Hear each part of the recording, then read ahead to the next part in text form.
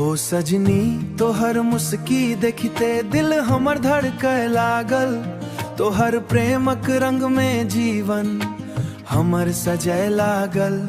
पहिल बेर जखन तोरा देखलौं मन में बैस गेलहूँ चुपचाप। तोहर नैना केर जादू एहन भुला देलक सब दुखता।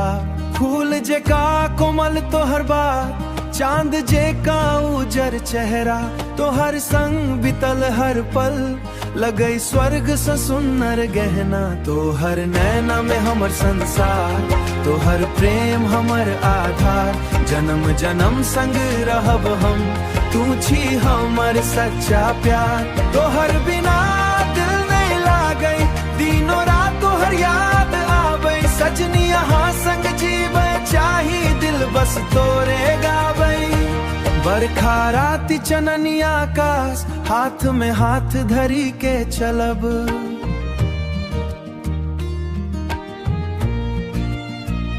सपना जे देखलौं दुनू मिली, ओही सपना के सच करब।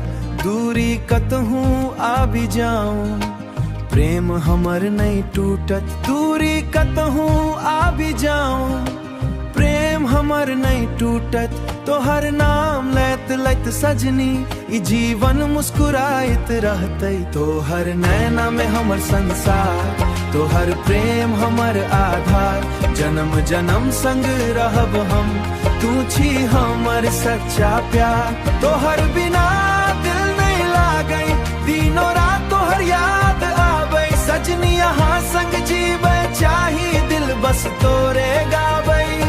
रूसल रहब तो मना ले, कान्ह पकड़ी हंसा दे। तोहर खुशी खातिर सजनी अपन सब किछु लुटा दे।